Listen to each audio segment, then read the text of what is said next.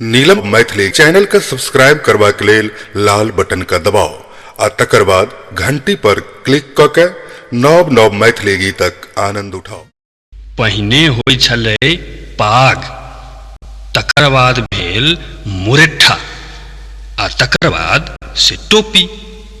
मुदा पागक जे संस्कृति हमरा लोकनि में अछि तकर अभिप्राय थिक प्रतिष्ठा, मान सम्मान। बाबा के पाग अपने के बीच नीलम कैसेट्स के सौजन्य से पहुंच रहा है। कृष्ण कुमार चौधरी जी के निर्माण आ कन्हैया जी के गायन के आनंद लील जाओ।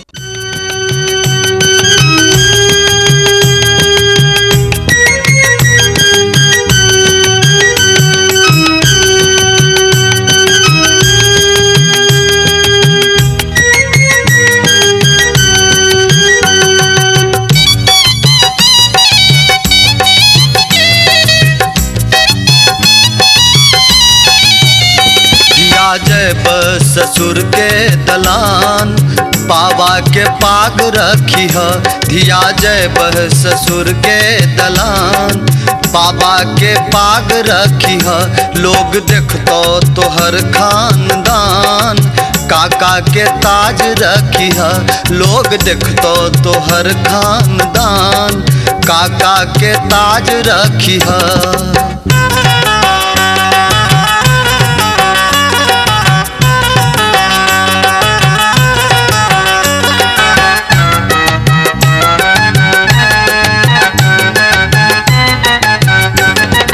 बारहन के हाथे पकड़ नहीं उठी है, आंगन बहारी पुनी सबके जगबी है।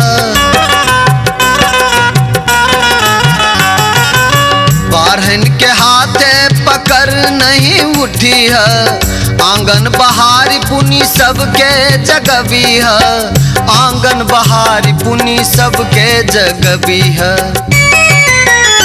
धिया सासू के करिहा प्रणाम बाबा के पाग रखी है।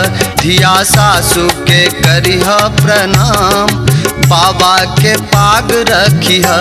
लोग देखतो तोहर खानदान काका के ताज रखी है। लोग देखतो तोहर खानदान काका के ताज रखी है।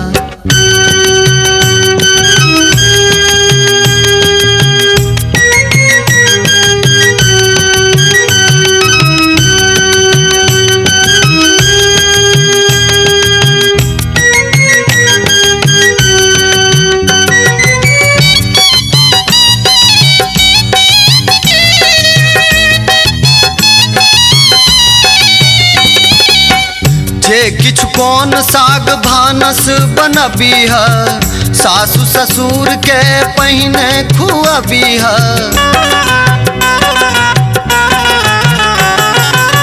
जे किछु कौन साग भानस बनबी है, सासु ससुर के पहिने खुआबी है। सासु ससुर के पहिने खुआबी है। धिया तनिको ने रखी है गुमान बाबा के पाग रखी है। धिया तनिको ने रखी है गुमान बाबा के पाग रखी है। लोग देखतो तोहर खानदान काका के ताज रखी है। लोग देखतो तोहर खानदान काका के ताज रखी है।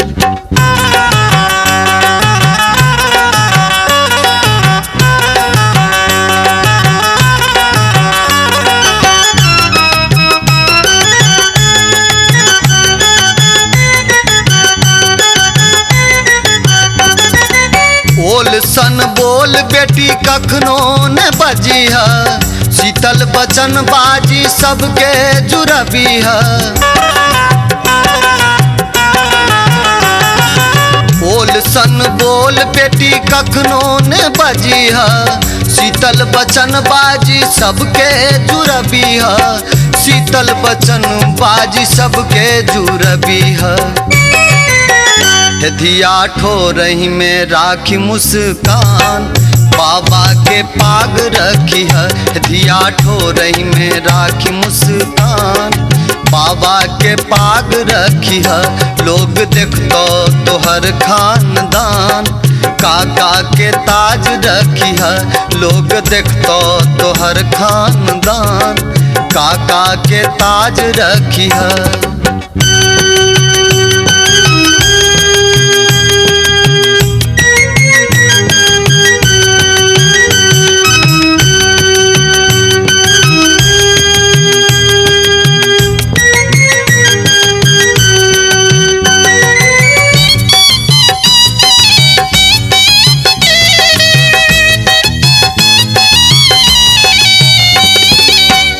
बूढ़ी सूढ़ी के जो अंगना में पबीह पैसक देव हुनक चरण दबीह।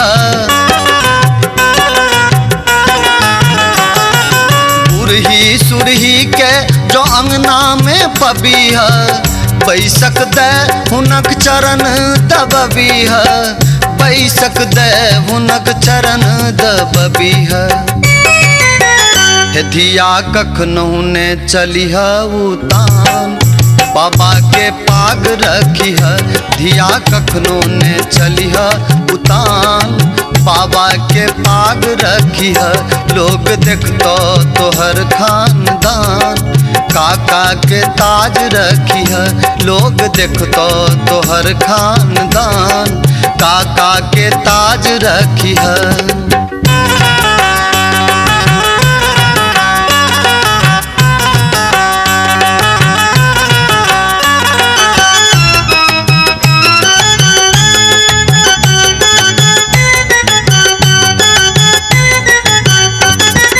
छोटका देवर के आँख तोरे रही ह मायक स्नेह दे छाती लगबी ह।